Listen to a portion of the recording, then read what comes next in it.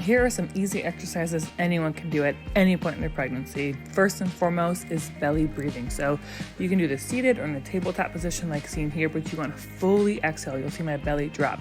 And then you want to inhale and think of zipping up a zipper from your pubic bone all the way up above your belly button. And that's how you see my belly recoil all the way in. So it's really good to connect your breath properly so that when you start exercises that you are breathing correctly to brace for your core as well. So after you do some breathing, go into some mini cat-cow. So you'll see here that I'm just rotating through my pelvis. So dipping my pelvis down, rounding it through just to get the pelvis region loosey-goosey. Then after that, you can go into some full cat-cow. So fully arc through the back, look up, and then make that back push into the ceiling as you look down as well. So full cat-cows like you do in yoga, for example.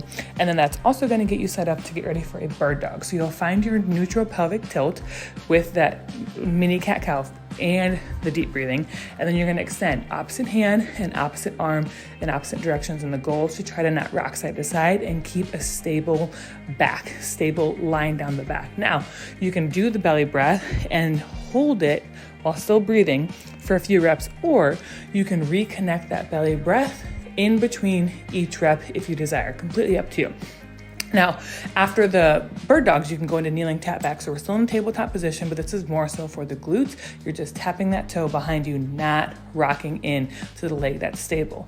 Also good for the glutes are those donkey kicks. So you want to have your knee bent and push your heel up to the ceiling. So it's going to get the big, meaty part of your glutes as you do that. Now you've been in tabletop position for a long time, so feel free to just relax, go into a child's pose, wide-legged. It's good for that belly.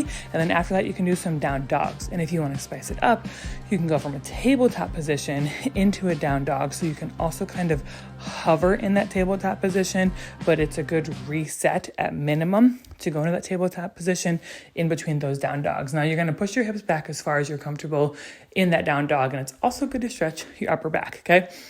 Now I'm going to turn to the side just so you can see, but a grown rock back, you're going to have one knee straight under the hip and one leg stretched out to the side. So you're going to start in that tabletop position, just with one leg out. You're going to rock back so your butt goes to your heel. Now you can leave your toe on the ground or lift your toes off the ground as you can see here. So you're going to feel it stretch the whole inside of that outstretched leg. Now a 90-90 hip opener, your legs are bent. So like your hips are a 90 degree and your knees are a 90 degree angle. And you're going to just rotate from side to side. So notice how you lean back onto your tailbone supported by your hands. So it's really good for opening the hips and the outer glute. If you want a little bit more stretch into your torso, into your back, that's when you're going to reach across. After those 90-90s, we're going to come back into that tabletop position, okay? Belly breath, always doing it whenever you can, okay? We're going to just simply stay here and go into a scap push-up. So this is your scapular. The scapular is right in the back of the shoulder blades, like where you can see the shoulder blades. We're pinching those together and pushing them apart, not bending through the elbows. So we're working on the posture with that.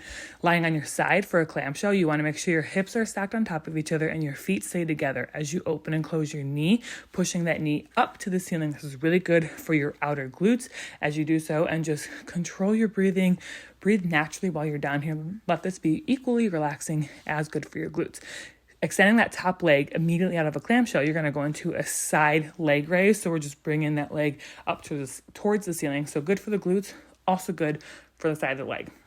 Now, see if you're on your back, we're going to go into simple glute bridges. If you need to elevate your shoulder blades onto a surface, you can do that as well. You can still do a bridge in that position, but you want to still breathe, belly breath, and keep your core contracted as you push your heels into the ground and really squeeze those glutes. How high you go into the bridge is up to you. And another option is to simply just hold it. But this is really good for your pelvic floor, your glutes, and the whole posterior chain of your body. Now, while you're laying there, you're going to elevate your shoulders off the ground. If you're comfortable lying still with your belly, we're going into heel taps. So heel drops. You're simply 90-degree knee bend, tapping slight range of motion, that heel down to the ground, exhaling as you lift that leg back up to control that breath. Now, I'm going to show you how to get up safely off the ground.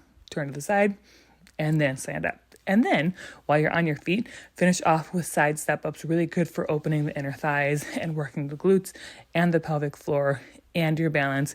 Just something to get off the floor to finish off this whole round of exercises.